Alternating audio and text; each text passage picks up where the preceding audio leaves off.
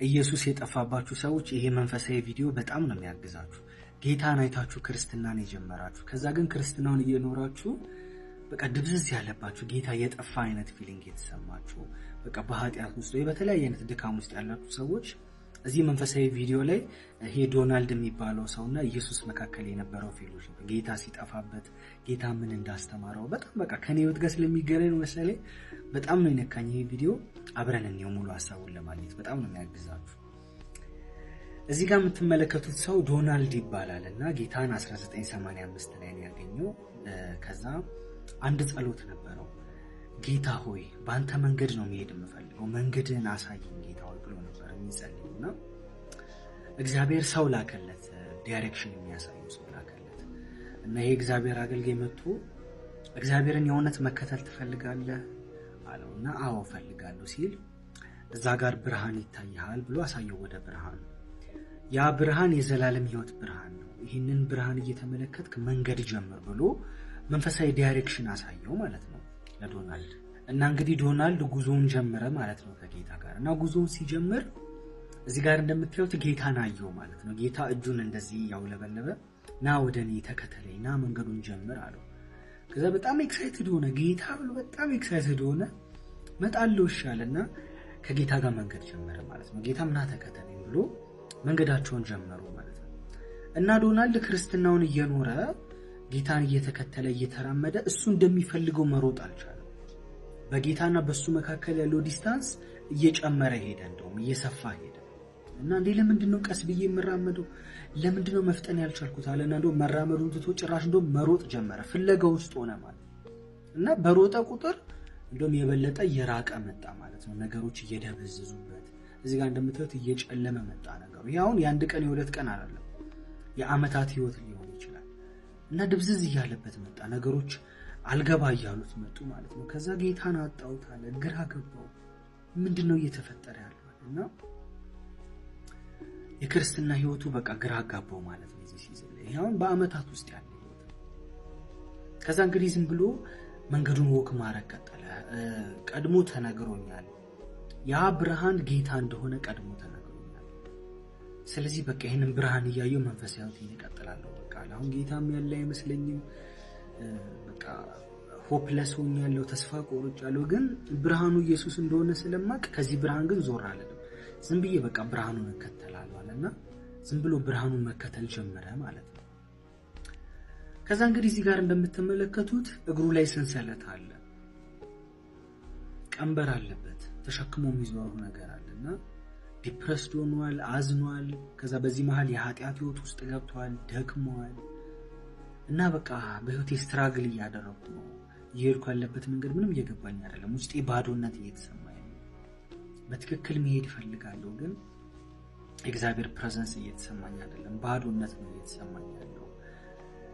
እና ደግሞ የኃጢአት ህይወት ውስጥ ነኝ። ስቲል ክርስቲያን ሆኜ ጌታ ከኃጢአት ነፃ አውጥቶኛል እሱን ስቀበል ግን ስቲል አሁንም ኃጢአት ውስጥ ነኝ፣ ድካም ውስጥ ነኝና ምን ማድረግ እንዳለብኝ አላውቅም ብሎ ኮንፊውዝድ ሆኖ ይሄድና መሀል ላይ በቃ በጣም ደከመውና እዚህ ጋር እንደምታዩት በቃ ወደቀ ማለት ነው። ከጌታው እርዳኝ አለና በጣም የሚገርመው ነገር ጌታ ልቡ ላይ አንድ ቃል አመጣለት እና ያ ቃል ምንድነው?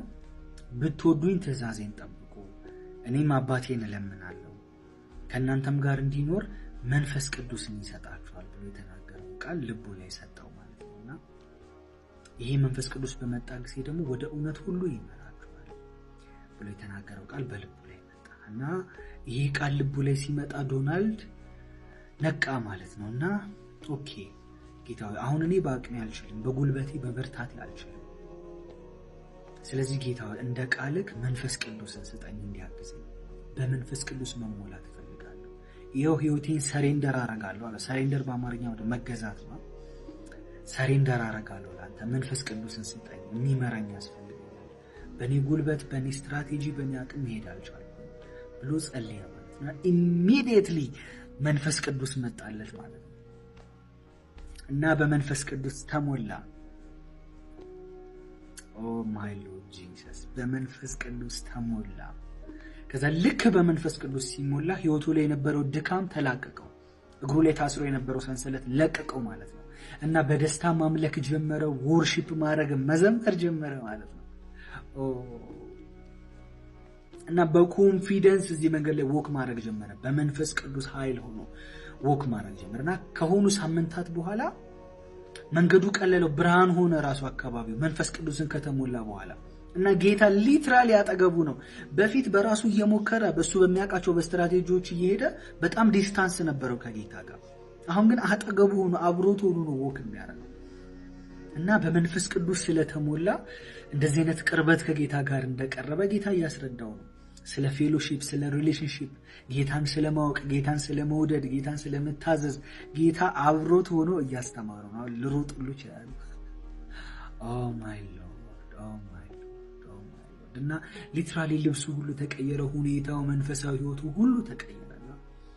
መንፈስ ቅዱስን ኤክስፒሪየንስ ካደረገ በኋላ ነው ህይወቱ የተቀየረው። እና ከወራት በኋላ በዚህ ኢንካውንተር ውስጥ ሆኖ በዚህ ሙላት ውስጥ ሆኖ ከወራት በኋላ ሰዎችን ማየት ይጀምራልና ብዙ ሰዎች እሱ በፊት በነበረበት ሁኔታ እግራቸው በሰንሰለት ታስሯል፣ ቀንበር ውስጥ ናቸው ያሉት፣ በጨለማ ውስጥ ወክ እያደረጉ ነው። ህይወት ደብዝዞባቸው ተስፋ ቆርጠው ከእግዚአብሔር ፕሬዘንስ ርቀው ማለት ነው፣ ስልችት ብሏቸው ህይወት። ከዛ ጌታን ጠየቀው፣ ጌታ ሆይ ምን እየተፈጠረ ነው? ማን ናቸው እነዚህ ብሎ ጌታን ጠየቀው። ከዛ እነዚህ ክርስቲያኖች ናቸው፣ በእኔ እምነት አላቸው፣ እኔን ያምኑኛል፣ ነገር ግን አንደርስታንድ አላደረጉም መንፈሳዊ ነገር አለ። ቆይ ኧረ እኔ ልርዳቸው፣ እኔ ጋር እኮ መንፈስ ቅዱስ አለ፣ ቆይ ላግዛቸዋልና አንደኛውን ሰው አፕሮች አደረገው ማለት ነው ሊያወራውና ስትራግል እያደረክ እያየው ነው በመንፈሳዊ ህይወት፣ እግር ላይ ደግሞ ሰንሰለት ይታየኛል እና ከዚህ ነገር ነፃ መውጣት አለብህ፣ ከዚህ ድካም ነፃ መውጣት አለብህ ብሎ እሱ ነፃ ያወጣበትን መንገድ ሊነግረው ማለት ነው። እና ሰውየው ምን ይላል? ተው እኔ ረጅም ዓመት ነው በጌታ ቤት የኖርኩትና እግሬ ላይ ምንም አይነት ሰንሰለት የለም። ሂድ በኢየሱስ ሰንሰለት የተባለ ነገር የለም። ስለኔ አትጭም፣ ዝም ብለህ ስለ ራስህ መንፈሳዊ ተወቅ። የምን መንፈሳዊ ነገር ነው የምትለኝ አለው። በልበል አለ።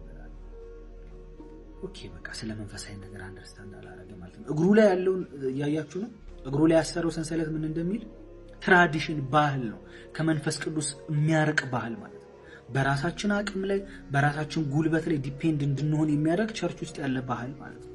ከዛችንም ደግሞ አፕሮች አደረጋት፣ ሌላዋንም ሴት የኔ እህት ላውራሽ ፈልጋለሁ ትንሽ ደቂቃ ስጪኝ አላትና እግርሽ ላይ ሰንሰለት አይቻለሁ እና እኔ የወጣሁበትን መንገድ ልንገርሽ ብሎ አፕሮች ሲያደርጋት ሰንሰለት በልበል ለዚህ የሚባል ነገር የለም፣ ኢየሱስ እኮ ነው ህይወት ላይ አለ እና ደግሞ ከኃጢአትን ነፃ ሆኜ ነው የኖርኩት፣ በልበል ዞር በል፣ የምን መንፈሳዊ ነገር ነው የምትለኝ ብላ እሷም ሸሸች ማለት ነው። እና በሰንሰለት ታስረው እንደሆነ ለምንድን ነው የማያውቁት ብሎ በጣም ግራ እየገባው ነው። ለምንድን ነው እንደታሰሩ የማያውቁት? መንፈሳዊ ህይወታቸው ስትራግል እያደረገ እንደሆነ እኔ ቀድሞ በነበርኩበት ሁኔታ ላይ እንደነበሩ ለምንድን ነው አንደርስታንድ አላረግ ያሉት አለና ታስረው ተይዘው በሆኑ ትምህርቶች፣ በቸርች ባህሎች፣ በትራዲሽኖች መንፈስ ቅዱስን መሞላት የሚባል ነገር እንደሌለ፣ መንፈስ ቅዱስ አሁንም እንደሚሰራ አለማወቅ፣ መንፈሳዊ ዓለም የሚባል ነገር እንዳለ አለማወቅ፣ መንፈሳዊ ዓለም እንደሚታይ ኤክስፒሪየንስ እንደሚደረግ፣ ከመንፈስ ቅዱስ ጋር አብረን ፌሎሺፕ ሊኖረን እንደሚችል መንፈሳዊ ላይፍ እንዳለ አልገባቸውም። በቸርች ትራዲሽን ተይዘው ማለት ነው። መንፈሳዊ ነገርን ሪጀክት እያደረጉ ተጠራጣሪ ብቻ ሆነው ማለት ነው። ዕውቀት ብቻ ኖሌጅ ብቻ ሆነው መንፈሳዊ ነገርን ኤክስፒሪየንስ ማድረግ አቁመው ማለት ነው።